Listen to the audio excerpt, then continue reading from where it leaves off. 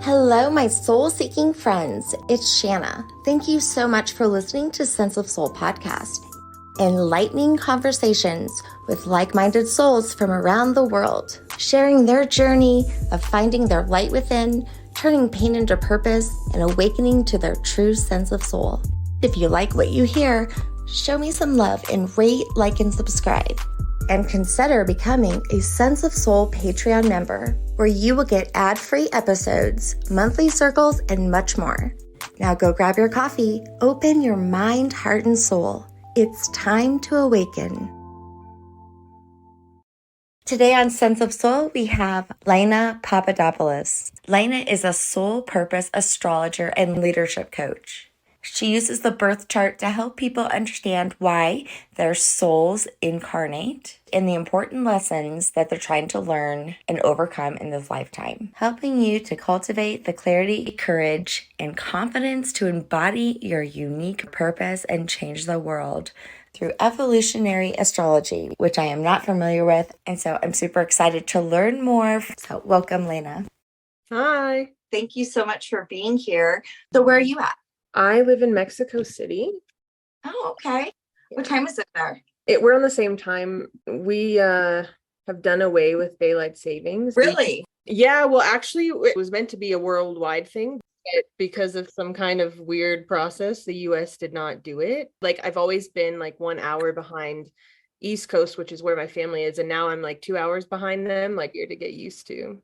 So what brought you to Mexico City? I was traveling like full time for a few years, and I ended up here in January of 2020.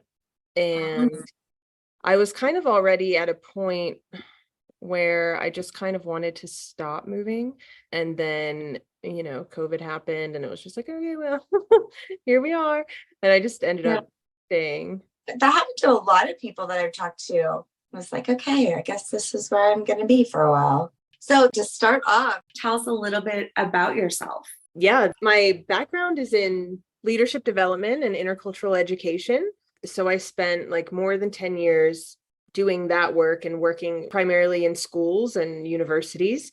And then I just felt this desire to kind of branch off on my own and do my own thing. I just felt so restricted and limited.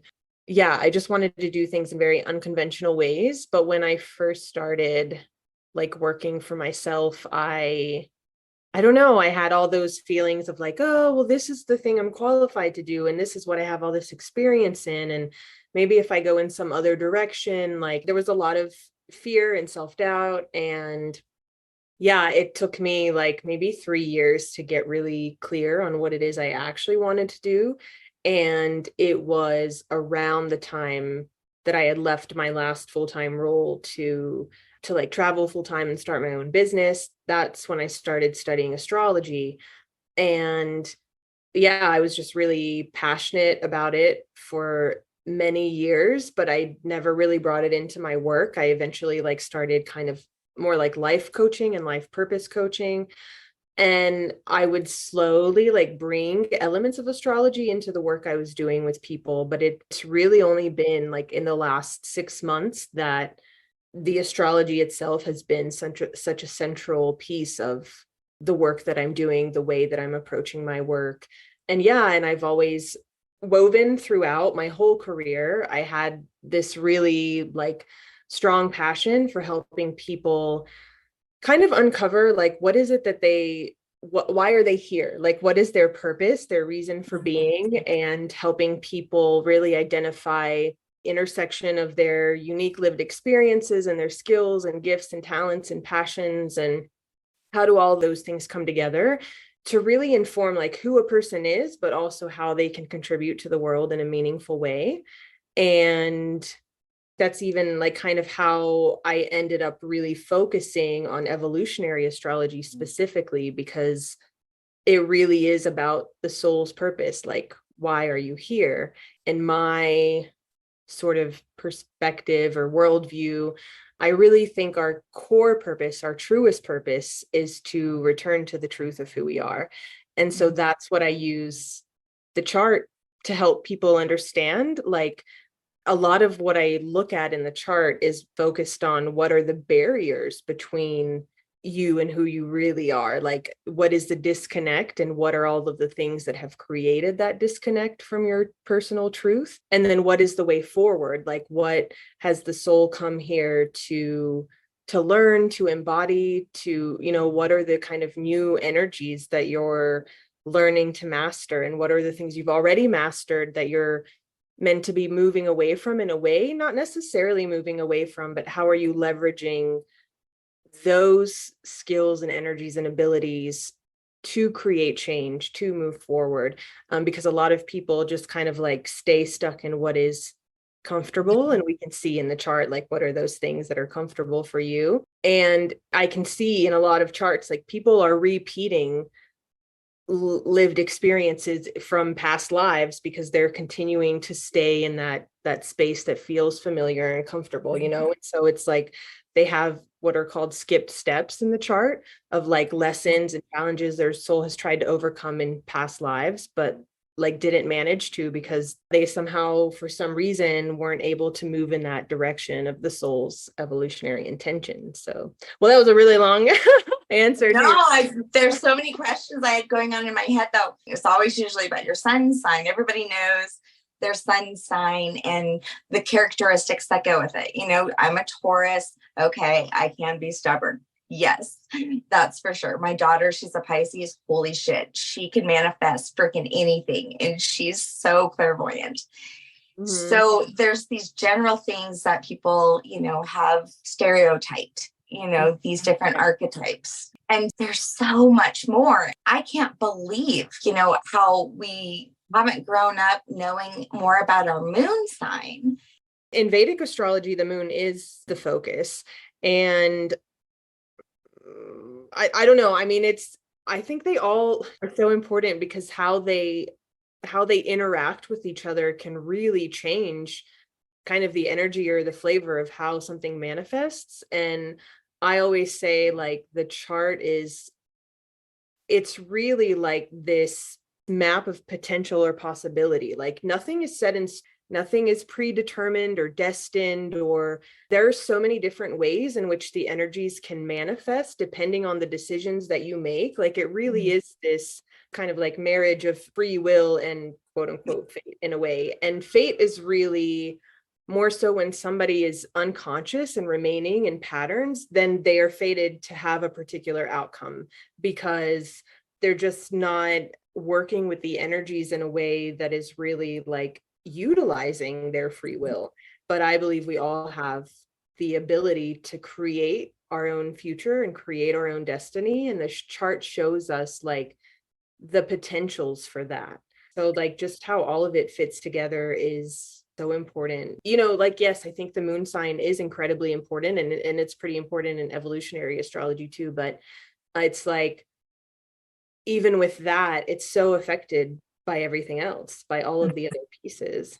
How did you move into evolutionary astrology, and what is that? Well, I think the first teacher that I ever kind of studied with, that I took some courses from, like, she was very focused on the nodes of the moon, the south and north node, which is very tied and connected to your soul's purpose. So she talked about that a lot. And obviously it really resonated with me because I had such a strong interest in purpose and why are we here. And I think I just kind of from there, I started studying the work of like different astrologers who were really focused on the soul's purpose. And so a lot of those people are really into evolutionary astrology. And then through that path, I ended up finding the work of someone named Mark Jones. And it's his methodology that I use when I read a chart. And Mark Jones he very much uses astrology in like a therapeutic context. I mean, I'm doing kind of like coaching, but he does like therapy with his clients, and he does past life regressions. Like, they actually really see the potentials of possibilities. These are the possibilities of what your past life experiences could have looked like. Then when they go into past life regression with him, it's like they're recounting and recalling the specific details of those lives. That was exactly what I was wondering because I had a reading one time, like one of those metaphysical fairs, and I got my aura picture done. And then you could go and sit with someone, and then would tell you, they would read your aura. And this is probably like close to a decade ago. And then he had mentioned that I had nodes or something like that. And he was talking about past lives. And first of all, I was like, what did he just say? A node? I mean, dude, I'm a Taurus. Are you sure you're looking at the red? I had no freaking clue what he was talking about.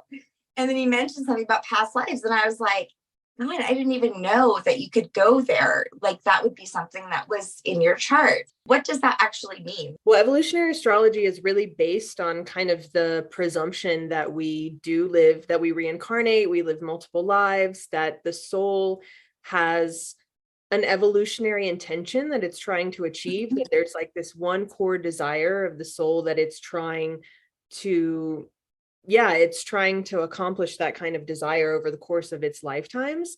And so with each lifetime, we're kind of given an opportunity with the way that our chart is arranged, and sort of like these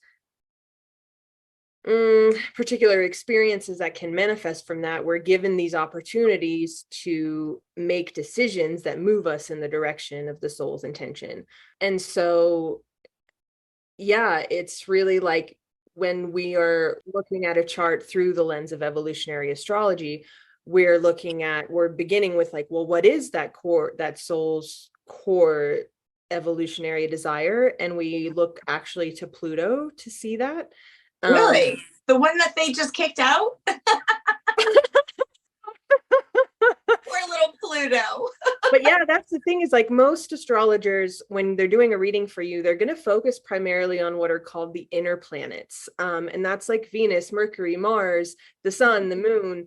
And in evolutionary astrology, we're more focused actually on, well, especially in the methodology of Mark Jones, we're more focused on the outer planets, which are generational planets. So those planets stay in a particular sign for years at a time. And so actually, more than the focus on what sign is the planet in, we're focusing on what house is the planet in. The sign is still important. We're still the sign, but we're more focused on the house because that's what's really specific to each individual, since that planet stays in for so long.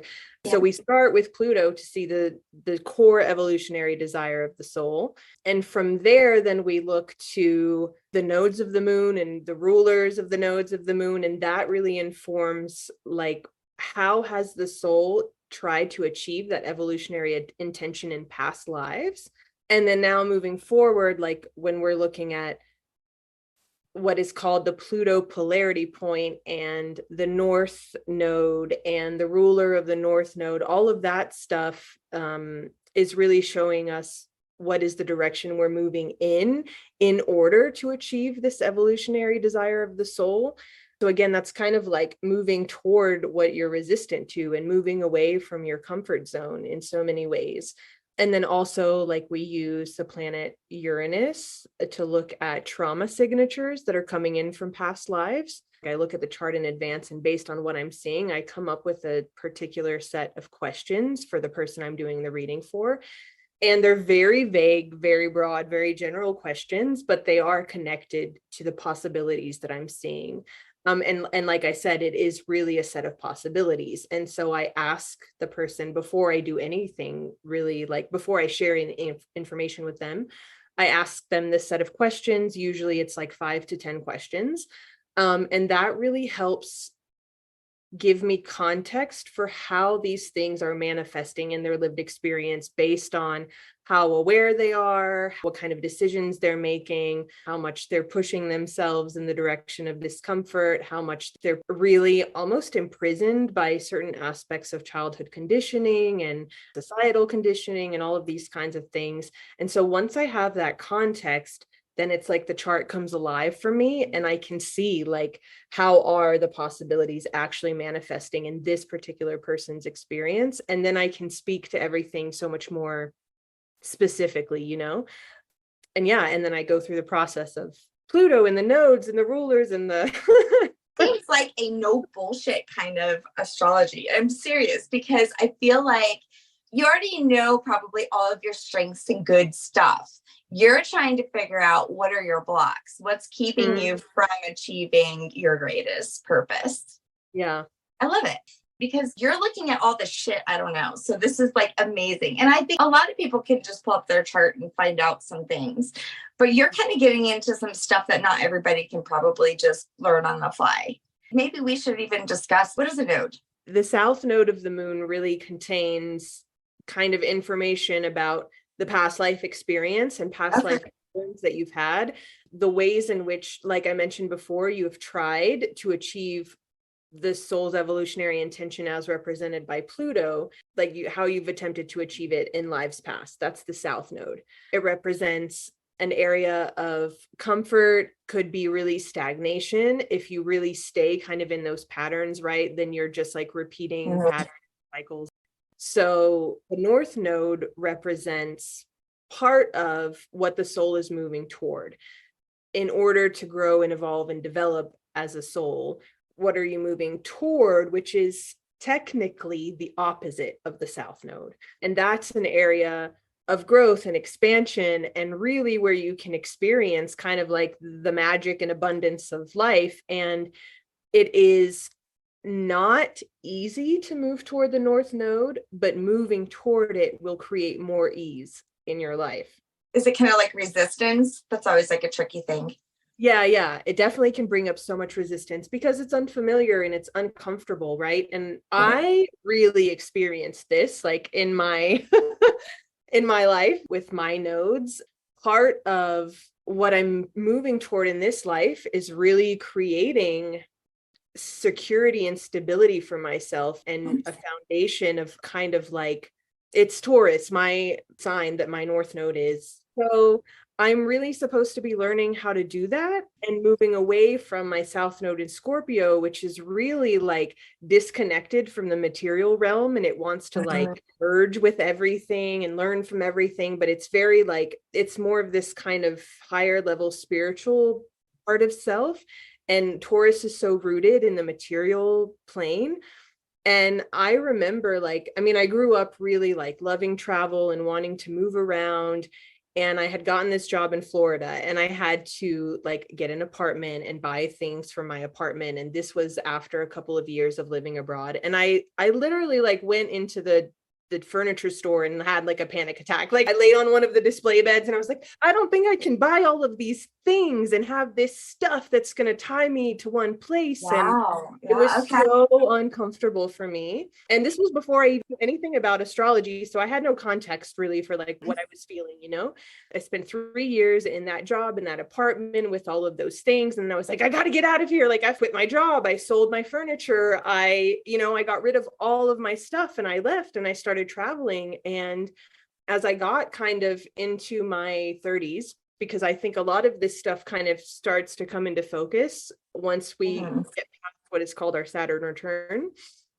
And then I started to realize like, oh no, like I don't want to live like this anymore. I'm tired of moving. I'm tired of starting over. I'm tired of not having stability and security and like a foundation of like, this is my home and these are my things. And so I switched, and after a few years of traveling full time, I decided like, no, I want my space and I want my things, and I want to like embody that Taurian energy, because I could just feel like that there's more ease in that. Like I feel a lot of resistance to doing it, a lot of resistance, but it honestly just brings me so much relief. I'm trying to do the absolute opposite.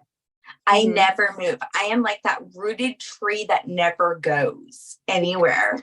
And so I'm like trying to embrace getting rid of everything and going and moving and pushing myself into those, uncomfortable, spontaneous situations, which I am not. I love that you said that, because you actually have, like, I know your sun is in Taurus, but so is your south node, and your north node is in Scorpio. Oh my God, no way. So we're the opposite in that. Yeah. There you go. Wow. So that would totally makes sense. I mean, I think it's beautiful. And I always think when I'm hearing people do it, like and maybe you can relate to the opposite, but I'm like, gosh, I wish I could do that. I wish I was more like that.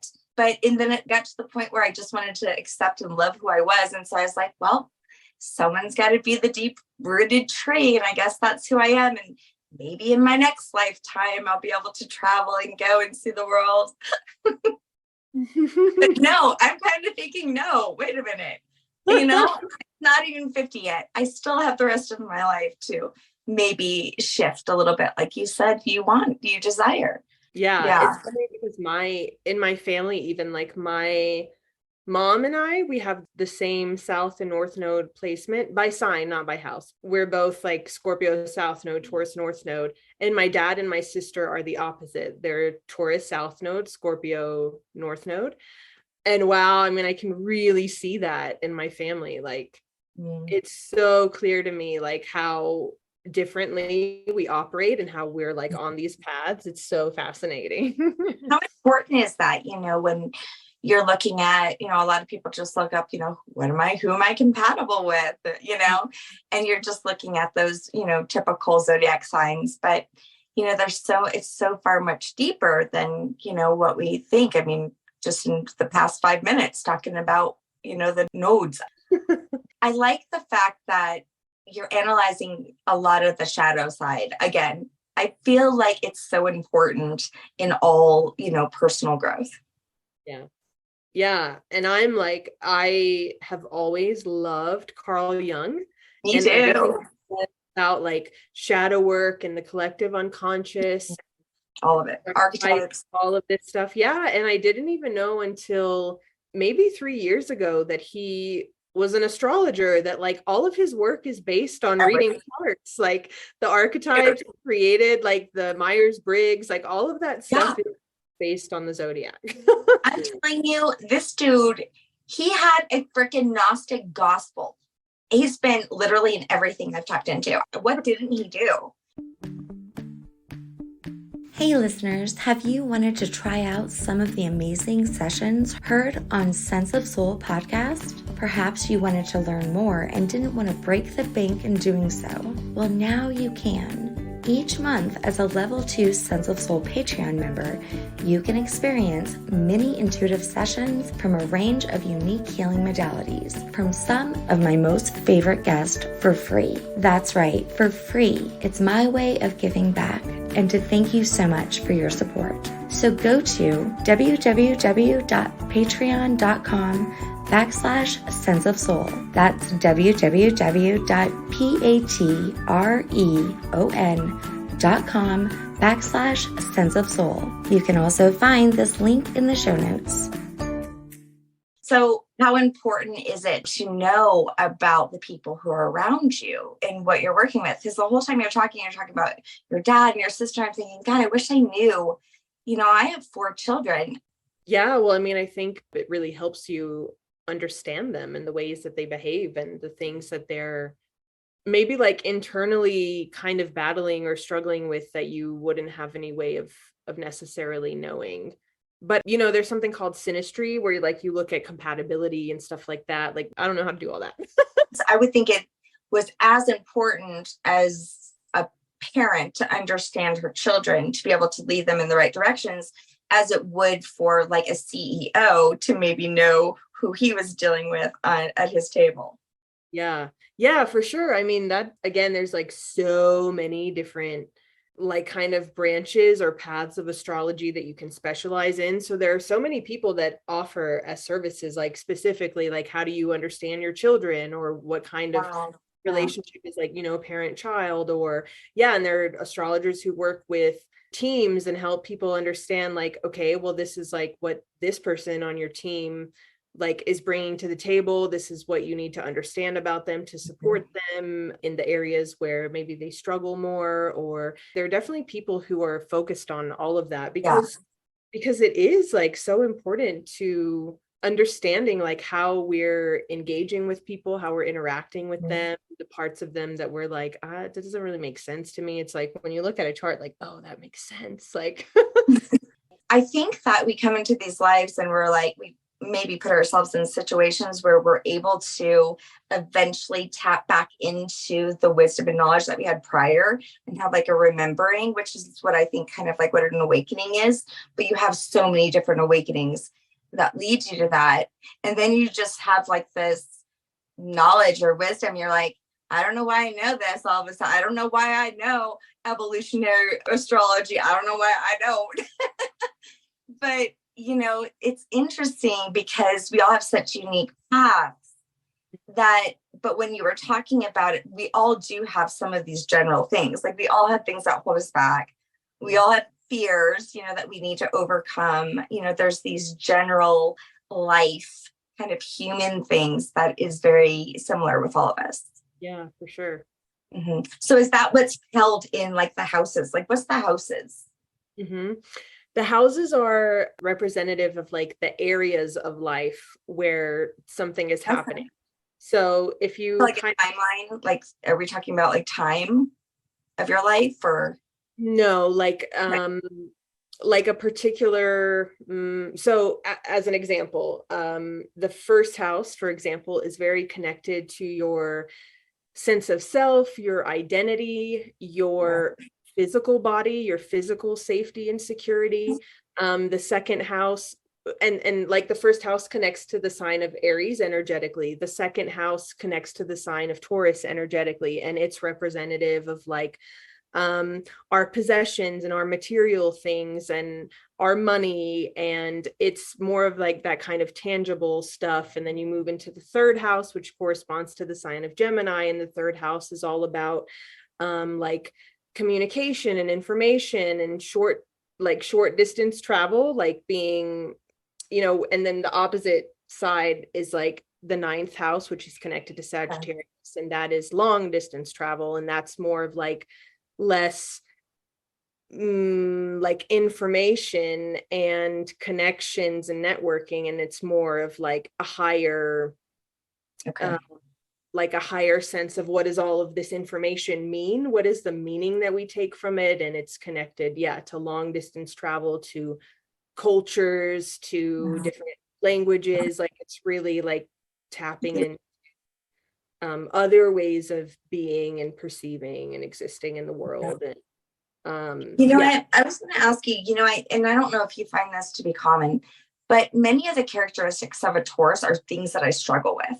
And so I've always said, because they're like, oh, you're probably this. And I'm like, no, I'm not. I am very rooted in that fact.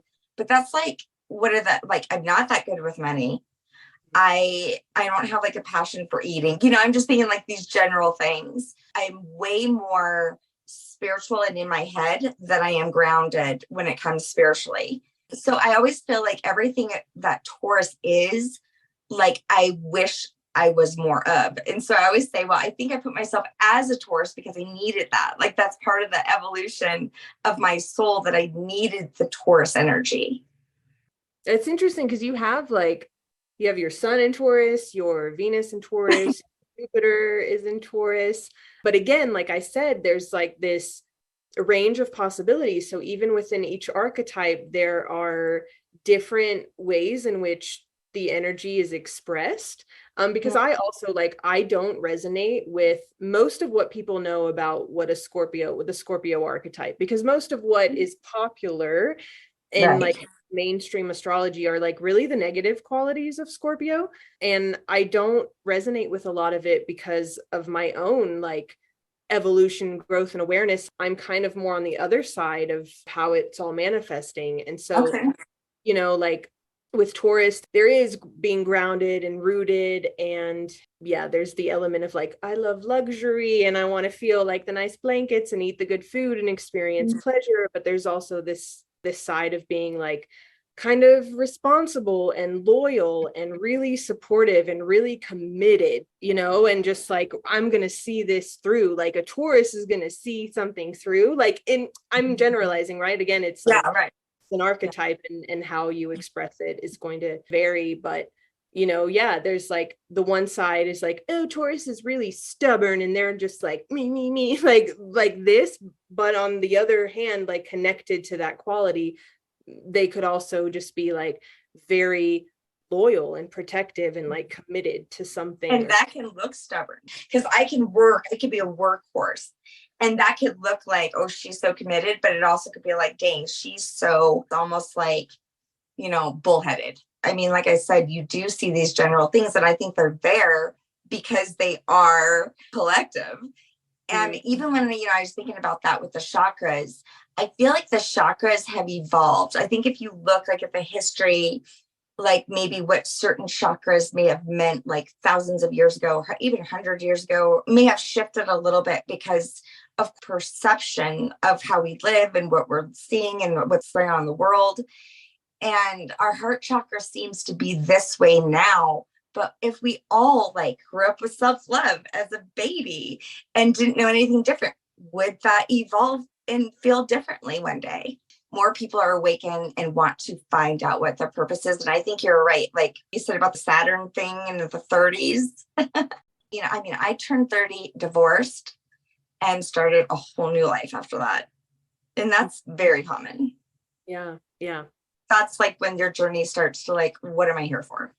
Right. Like I did a reading for one of my cousins a couple of months ago, and my other cousin, like her brother, who is in his early 20s, he's like, I really want to do it too. It was like, I was like, oh, I don't know if I want to do it for you actually, because I feel like you need to be a little bit older to like really, one, for some of the things that we could talk about in your lived experience, for it to really come alive in what I see in the chart, but also for you to really have the capacity to understand what you're really moving toward, because I think it's really like in the late 20s, early 30s that some of this stuff becomes more resonant. I just like didn't want the information to fall on deaf ears. I'm not saying that like you can't get an astrology reading if you're in your 20s, right? But it's different. Like, I don't know, you just really tap into a different part of yourself. Yeah, that actually aligns with the timelines of the chakras as well.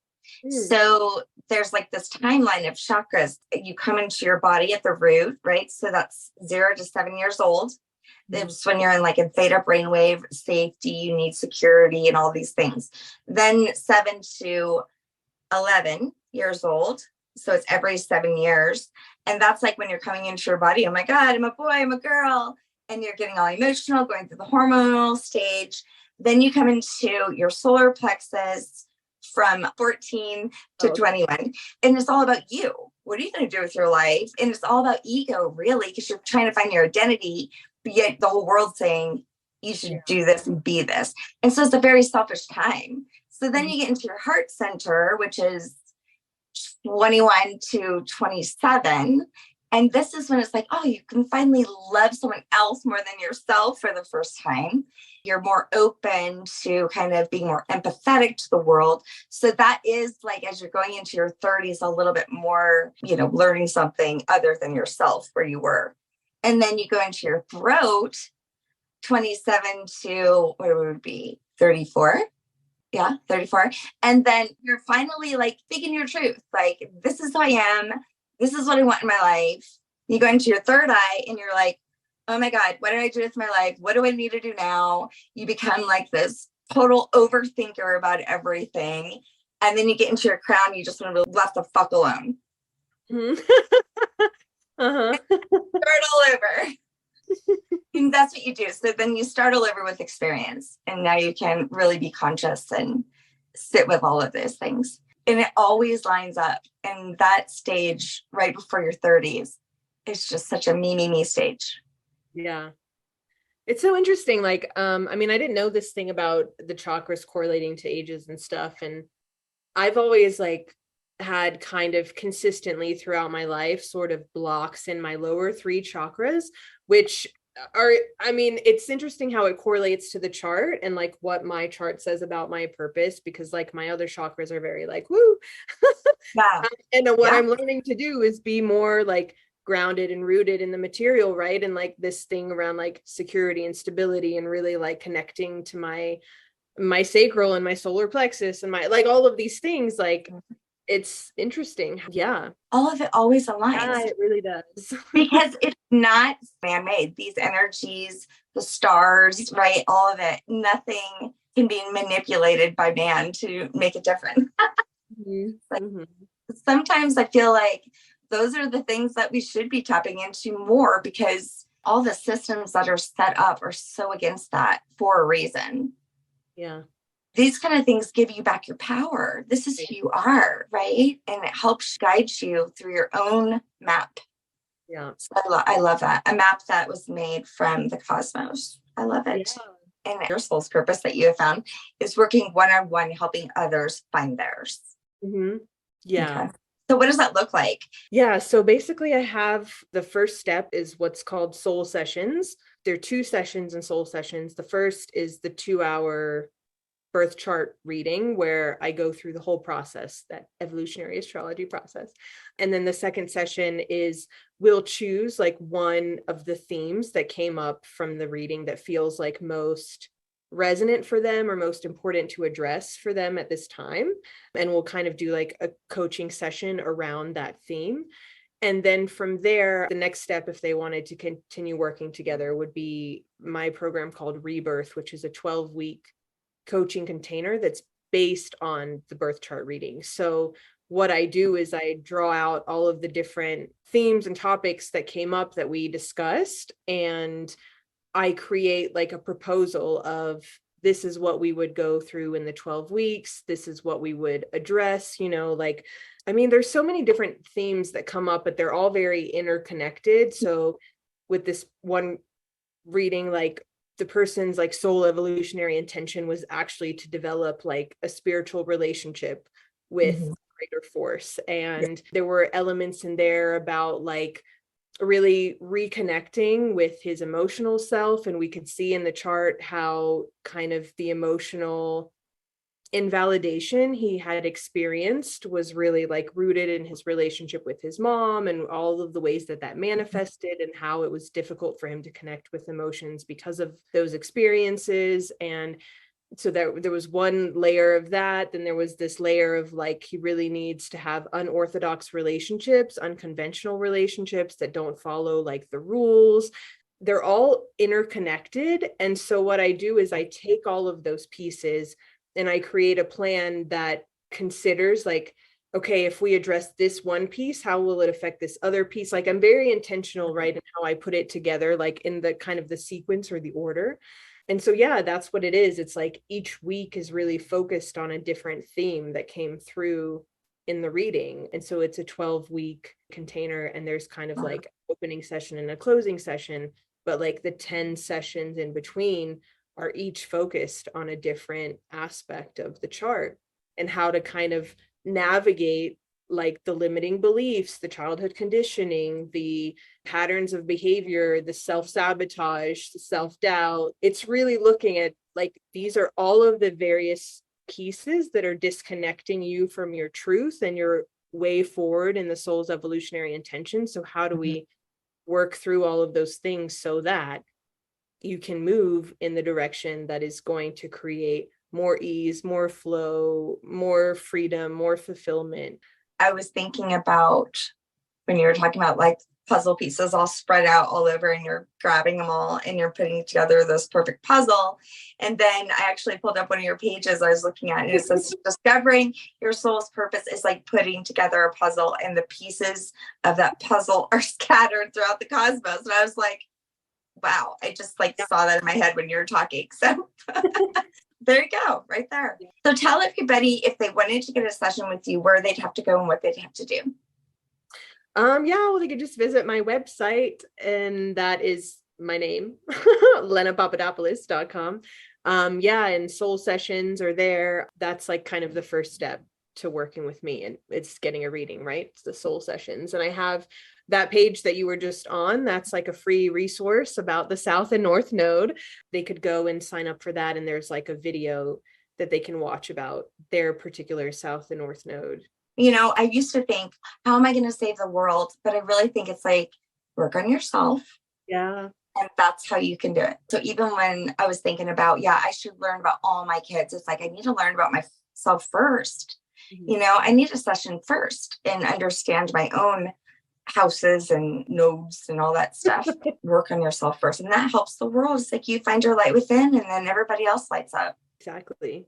Exactly. Like my work is like based on that exact idea. And like, it's literally the reason I left the work I was doing, because I felt like I was just working in leadership development and intercultural education, we're like addressing the symptoms of all of these different issues, but the root of that was the disconnection from within and how that's being reflected, right, in the ways in the outside world, the external. And so it's really about returning to one's truth is truly how you make the world a better place. I think when you're standing in your own power rather than like trying to get power from other people, control other people, manipulate other people, like, you know, whatever it is, like all of our systems, right, are based upon people trying to gain control externally and gain power from without, because they are so disconnected from the power within them. And so I think like the world can be healed by us returning to our truths. That's how I kind of went into my journey too, because I also am a massage therapist, and I just was rubbing people's stress. You know, you have to get to the root of the issue. And so that's when I started going energy work. Then I would see like real healing. And it wasn't because of me. It was because I was able to help them connect to their own energy, to the root of their own, and gave them back their power to do that for themselves. So I think that evolutionary astrology is amazing. And I think, you know, a lot of people are scared to go outside of things. And I see these different modalities and religions even expanding, but it should be. We're evolving. So everything around us has to evolve too. So thank you for introducing evolutionary astrology to me today. And now it's time to break that shit down. Yeah, I think just like I would encourage people to move in the direction of their resistance. So often what I find is like when people really feel like called to do something in the world, that's like where all the resistance is coming up. And they're like, well, maybe I'm just not supposed to do that. And it's like, no, you feel resistance because you are. And it's bringing up all of your shadow, your fear, your self-doubt, the imposter syndrome, all of the things, right? Yeah, I mean, I think resistance is there for a reason. You have to give all of your energy to something when it's resisting. There's a reason why you're called to put all of your energy somewhere.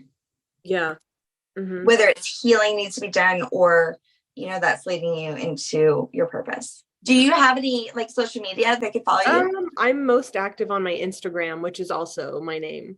Well, thank you so much for coming on. It was nice to meet you. Yeah, you too. Thank you for having me. Thanks for listening to Sense of Soul podcast, and thanks to our special guests for joining me. If you want more of Sense of Soul, check out my website at www.mysenseofsoul.com, where you can work with me one-on-one or help support Sense of Soul podcast by donating to my coffee fund. Thanks for listening.